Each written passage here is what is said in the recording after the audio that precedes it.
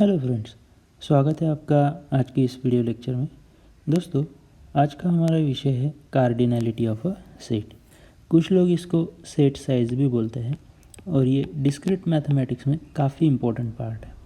इस टॉपिक पर अलग अलग टाइप के क्वेश्चंस हमें पूछे जाते हैं और वो अगर हमें सॉल्व करने हैं तो हमें कार्डिनैलिटी का कंसेप्ट पता होना चाहिए। दोस्तों, ये जो कंसेप्ट है ये है related to the finite set.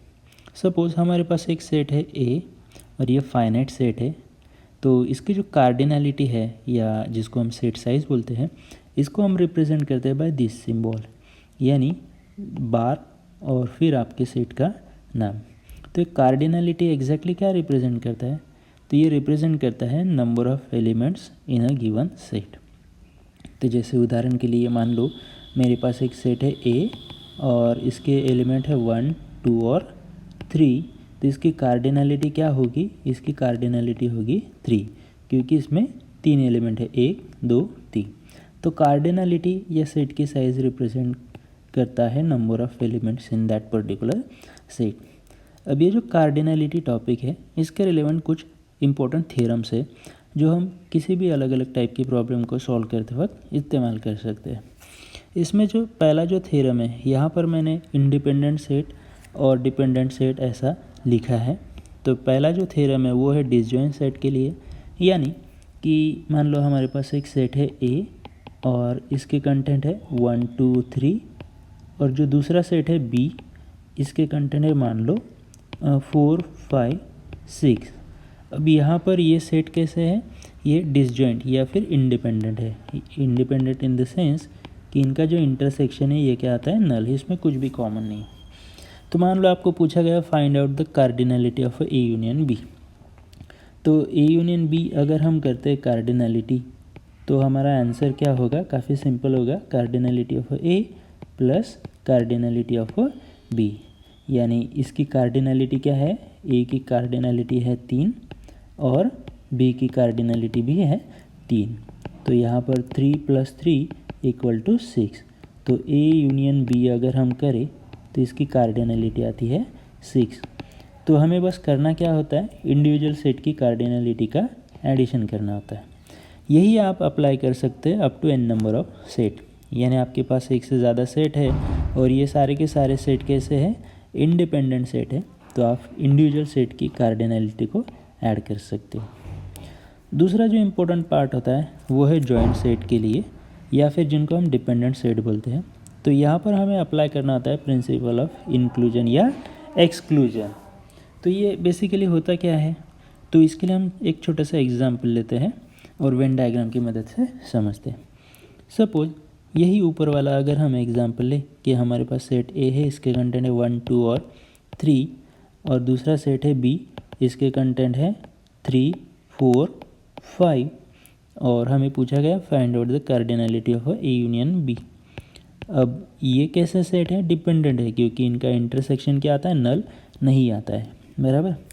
अब यहाँ पर अगर हम सिंपल सा वही फॉर्मूला अप्लाई करें जो ऊपर अप्लाई किया था, that is cardinality of A plus cardinality of B, तो इसका आंसर क्या आएगा? इसका आंसर आता है फॉर एग्जांपल 3 + 3 = 6। अब सही में क्या हमारी कार्डिनैलिटी 6 है? तो अगर हम फाइंड आउट करते हैं ए यूनियन बी, तो हमारा क्या आता है? ये एलिमेंट्स 1, 2, 3 और ये एलिमेंट्स, इसमें से भी ये कॉमन है तो हमें एक ही बार लिखेंगे 4, 5।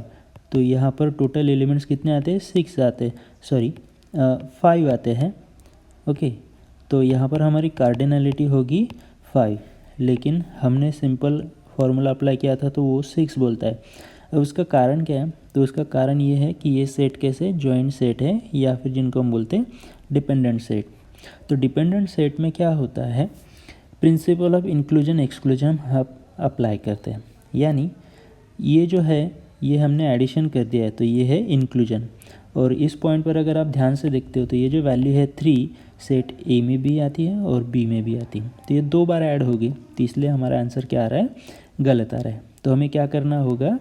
तो ये जो इंटरसेक्शन वाला पार्ट होगा called as A intersection B, ये हमें एक बार सबट्रैक्ट करना होगा। यानी अगर हम यहाँ पर देखें हमारा इंटरसेक्शन की कार्डिनैलिटी क्या है? 1 है, तो अगर हम ऐसा करते तो हमारा आंसर क्या आएगा, 5 आएगा। यानी इंक्लूजन यानी क्या, सारे सेट को ऐड कर दो, और एक्सक्लूजन यानी क्या, कॉमन एलिमेंट्स ऐड कर दो।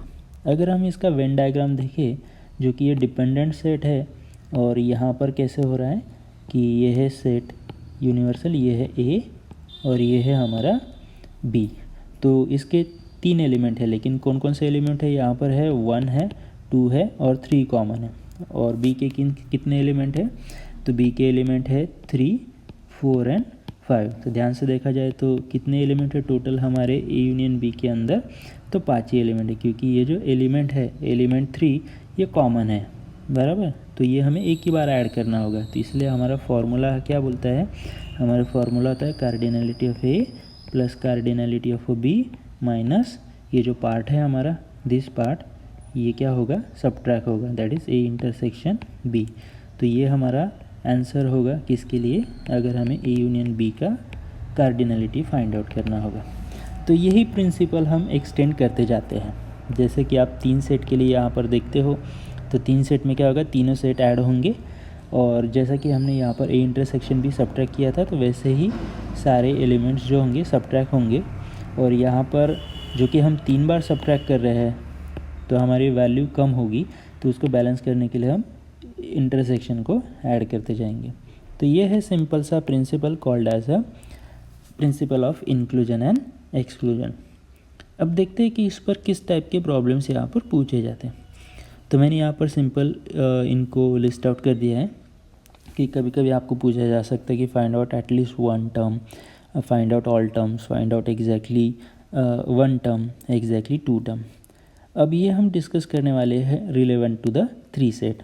मान लो कि मेरे पास, ये आप 2 पर भी अप्लाई कर सकते हो।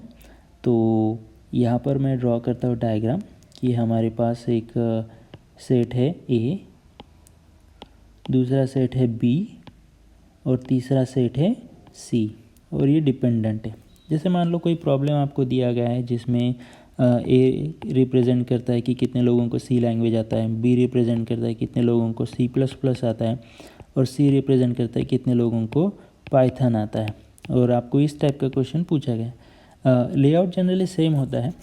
अब जैसा कि पहले टाइप का क्वेश्चन है find out who knows at least 1 language. अब एटलीस्ट 1 यानी क्या हो सकता है कि एक तो उनको ए बी आती है, बी आती है, सी आती है, ए बी, बी सी आती है, सी आती है, कोई भी हो, एक से ज़्यादा रहा तो भी चलेगा। तो इसका मतलब हमें क्या फाइंड आउट करना है, हमें फाइंड आउट करना है A union B union C, बराबर एटलीस्ट 1 आती है, ठीक है।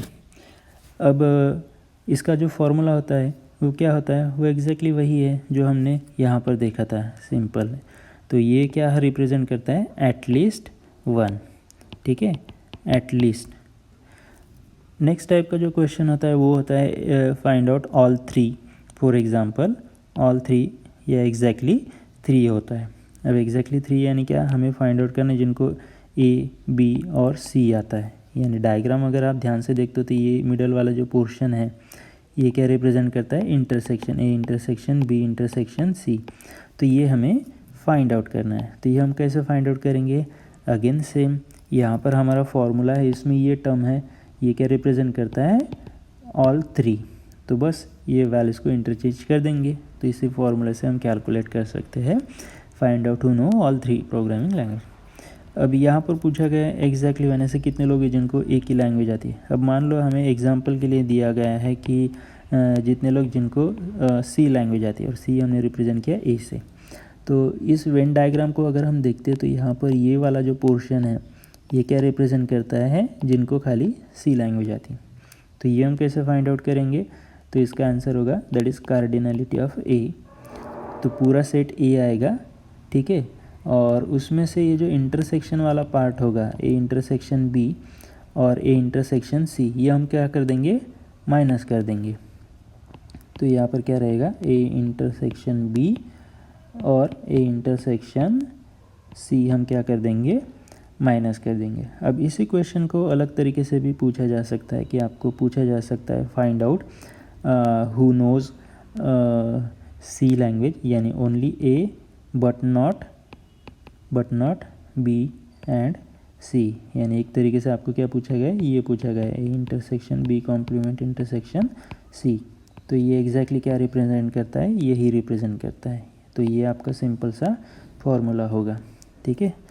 दूसरा जो है यहाँ पर क्या पूछा जा सकता है कि यहाँ पर हमें पूछा जाता है find out who knows exactly two. अब उदाहरण के लिए अगर हम मान लेते हैं कि उन्होंने हमें पूछा है कितने लोगों को ए और बी लैंग्वेज आती है, यही फॉर्मूला आप एक्सटेंड कर सकते हो दूसरों के लिए। तो डायग्राम अगर आप ध्यान से देखते हो तो यहाँ पर ये जो पोर्शन है, ये जो मैं हाईलाइट कर रहा हूँ ए इंटरसेक्शन बी, ये क्या रिप्रेजेंट करता है, ये रिप्रेजेंट करता है कि ऐसे लोग जिनको ए प्लस बी यानी सी भी आता है और सी प्लस प्लस भी लैंग्वेज आता है। लेकिन ये जो नेक्स्ट इंटरसेक्शन अगर आप ध्यान से देखते हो तो इंटरसेक्शन क्या रिप्रेजेंट करता है, ऐसे लोग जिनको सी प्लस प्लस और पाइथन भी आता है। तो मुझे क्या है, पाइथन नहीं चाहिए, ओनली सी और सी प्लस प्लस वाले ही चाहिए। तो मेरा फॉर्मूला कैसे होगा कि ए इंटरसेक्शन बी होगा और उसमें से A intersection B intersection C minus करेंगे, तो इससे हमें क्या मिलेगा, एग्जैक्टली 2, बराबर। तो ये बस एक सिंपल आइडिया मैंने आपको दे दिया। तो इसी टाइप के आएंगे और वेन डायग्राम की मदद से आप आसानी से किसी भी प्रॉब्लम का फॉर्मूला जो है रिक्वायर्ड वो यहाँ पर फाइंड आउट कर सकते हैं। तो ये काफ़ी सिंपल से होते हैं। दोस्तों अभी हम देखने वाले अलग अलग टाइप के प्रॉब्लम्स जो कार्डिनलिटी पर पूछे जाते हैं। काफ़ी सिंपल से प्रॉब्लम है ये, अगर आपने एक बार देख लिए तो आप विद इन अ मिनट इनका सॉल्यूशन वेन डायग्राम की मदद से या फिर डायरेक्टली भी फाइंड आउट कर सकते हैं। तो चलिए दोस्तों सॉल्व करते हैं फर्स्ट प्रॉब्लम। यहाँ पर हमें पूछा गया है in a survey of 2000 people were asked whether they read India Today और बिजनेस टाइम मैगजीन। 2000 लोगों का इन्होंने सर्वे किया है जिसमें वो कौन सा मैगजीन पढ़ते, इंडिया टुडे या बिजनेस टाइम्स। तो ये पूछा गया है। सर्वे का रिकॉर्ड उन्होंने यहाँ पर दिया है। It was found that 1200 read India today, 900 read business times and 400 reads both. अब यहाँ पर हमें रिकॉर्ड क्या दिया गया है कि 1200 लोग जो है वो इंडिया टुडे रीड करते हैं, 900 लोग जो है बिजनेस टाइम और 400 लोग हैं जो दोनों रीड करते हैं। अब हमें फाइंड आउट करना है, find out how many read at least one magazine. यानी ये एग्जैक्टली वैसा ही क्वेश्चन आ गया जो थोड़ी देर पहले मैंने एक्सप्लेन किया था। और यहाँ पर पूछा गया हाउ मैनी रीड नाइदर। अब इसको मैं ध्यान से यहाँ पर लिखूँ तो हमें क्या फाइंड आउट करना है कि जैसे how many read at least one magazine, तो यहाँ पर ए और बी हम फाइंड आउट करने वाले। और दूसरा हमें पूछा गया how many read neither magazine, यानी वो एक भी मैगजीन नहीं पढ़ते हैं। तो यहाँ पर क्या हो सकता है, ए इंटरसेक्शन बी कॉम्प्लीमेंट, इसको आप ऐसा लिख सकते हो ए यूनियन बी का कॉम्प्लीमेंट। तो चलिए दोस्तों हम इसको सॉल्व करते हैं। तो सबसे पहले इस टाइप के प्रॉब्लम को अगर आप सॉल्व करते हो तो यहाँ पे सेट नोटेशन लिखना ज़्यादा इंपॉर्टेंट है। यहाँ पर इन्होंने सर्वे जो किया है वो है 2000 लोगों का, यानी जो यूनिवर्सल सेट है उसकी कार्डिनलिटी क्या होगी, 2000। दूसरा जो रिकॉर्ड दिया है वो है 1200 का, यानी अगर मैंने कहा था इंडिया टुडे रीड करने वाले कितने हैं, 1200 लोग हैं, तो यहाँ पर कार्डिनलिटी ऑफ ए होगी 1200, ठीक है। सिमिलरली जो नेक्स्ट क्वेश्चन है वहाँ पर हमें क्या पूछा गया है, हमें जो रिकॉर्ड दिया गया है वो 900 लोगों का है, ठीक है। तो 900 ये हमारा आंसर है। तो 900 यानी क्या होगा, बी जो सेट है उसकी कार्डिनलिटी होगी 900। नेक्स्ट जो लाइन पर लिखा गया है वो है 400 लोग हैं जो दोनों मैगजीन कंपलसरी रीड करते हैं। तो यहाँ पर हमारे पास क्या है, ए इंटरसेक्शन बी का रिकॉर्ड जो है 400 है। नाउ अब हमें फाइंड आउट करना है that is A union B. तो ए यूनियन बी हम कैसे फाइंड आउट करेंगे, तो जो फर्स्ट पार्ट है उसका फॉर्मूला हमने ऊपर देखा था, A union B is equal to cardinality of A plus cardinality of B minus A intersection B. तो कार्डिनलिटी ऑफ ए क्या है, तो यहाँ पर ए की कार्डिनलिटी है 1200, सो 1200 प्लस बी की कार्डिनलिटी है 900 माइनस इंटरसेक्शन जो है इनका वो आता है 400, सो माइनस 400 अगर हम करें तो हमारा आंसर होगा 1700। तो 1700 ये जो है ये क्या रिप्रेजेंट करता है कि इतने लोग हैं जो कम से कम एक तो भी मैगज़ीन पढ़ते हैं। देयरफॉर हम यहाँ पे लिख देते हैं 700 people who read at least one magazine. ठीक है, एटलीस्ट वन मैगज़ीन। जो नेक्स्ट पार्ट है वो हमें पूछा गया कि फाइंड आउट करो ऐसे कितने लोग हैं जो कुछ भी नहीं पढ़ते। तो हमने ए इंटरसेक्शन बी और ए और बी का कॉम्प्लीमेंट, तो इसको हम कैसे लिख सकते हैं, ए यूनियन बी का कॉम्प्लीमेंट डी मॉर्गन्स लॉ की मदद से। तो ये हम कैसे फाइंड आउट करेंगे, तो universal set minus A union be given set, तो इसका रेफरेंस लेके हम आसानी से फाइंड आउट कर सकते हैं। और यूनिवर्सल सेट जो है उसकी कार्डिनलिटी हमें पता है, वो है 2000 और अभी हमने निकाला था 1700, तो उसमें से माइनस कर दे 1700, तो बचेगा क्या, तो यहाँ पर बचेंगे 300 बराबर। तो ये क्या रिप्रेजेंट करता है, ए इंटरसेक्शन बी, ए और बी का कॉम्प्लीमेंट। तो यहाँ पर हम लिख सकते हैं so therefore there are 300 people who read neither India Today nor Business Times. तो इस टाइप के छोटे छोटे प्रॉब्लम्स आपको पूछे जा सकते हैं। तो काफ़ी सिंपल सा होता है ये कंसेप्ट। नाउ अब हम फोकस करते हैं नेक्स्ट प्रॉब्लम्स पर। नेक्स्ट जो कैटेगरी है थोड़ी सी अलग है। जैसे कि प्रीवियस प्रॉब्लम में हमें सब कुछ दिया हुआ था, यहाँ पे कुछ भी दिया नहीं है बराबर। तो यहाँ पर हमें सारे वैल्यूज़ कैलकुलेट करनी होंगी। जैसे कि अगर हम ध्यान से देखें तो हमारा जो क्वेश्चन है वो क्या पूछा गया है, among the integers from 1 to 300 find out. 1 से लेके 300 तक इंटीजर्स है, उसमें से फाइंड आउट करो how many are not divisible by 3 nor by 5 बराबर। How many are divisible by 3 but not by 7। अब यहाँ पर गिवन क्या है, हमें यूनिवर्सल सेट जो है उसकी कार्डिनलिटी हमें यहाँ पर पता चल गई कि 300 नंबर से 1 से लेके 300 तक। अब पहला जो सवाल है वहाँ पे पूछा गया है कि how many are not divisible by 3 nor by 5, यानी हमें क्या फाइंड आउट करना है, हमें फाइंड आउट करना है ए इंटरसेक्शन बी और उनका कॉम्प्लीमेंट बराबर। तो ये हमें फाइंड आउट करना है। दूसरा जो सवाल है how many are divisible by 3 बराबर, यानी 3 से तो डिवाइड होते हैं लेकिन सी से नहीं, तो ये फाइंड आउट करना है। तो चलिए 1 by 1 हम इनको सॉल्व करते हैं। तो इस टाइप के प्रॉब्लम के लिए हमें सबसे पहले ए बी और उनकी कार्डिनलिटी फाइंड आउट करनी होगी। तो ए की कार्डिनलिटी क्या होगी, तो काफ़ी सिंपल होता है। ए की कार्डिनलिटी होगी 300 डिवाइडेड बाय 3।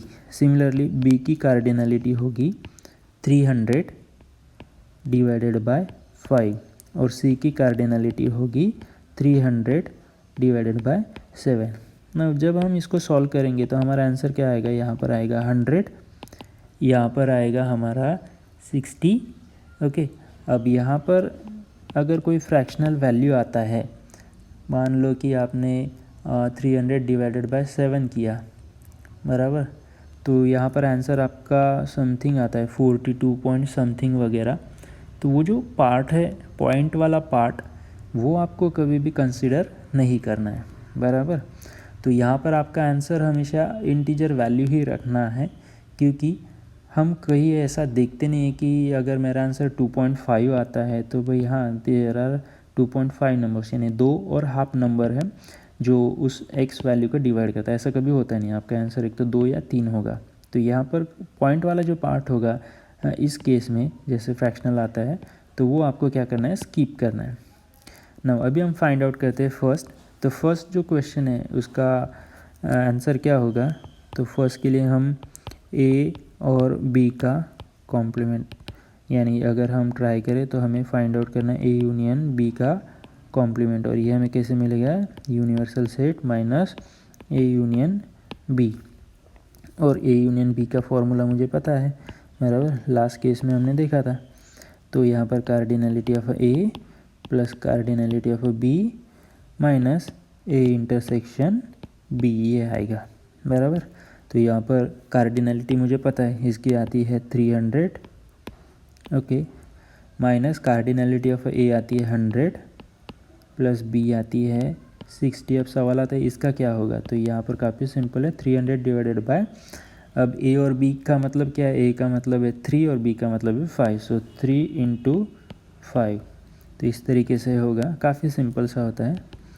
तो यहाँ पर 300 माइनस ये हो गया 160 माइनस, अब हमें करना होगा 300 divided bye 3 into 5 that is 15, तो इसका आंसर आता है 20 बराबर। तो हमारा ओवरऑल आंसर क्या होगा, दैट इज़ 300 माइनस 140, तो ये बन जाएगा 140, तो हमारा आंसर होगा 160।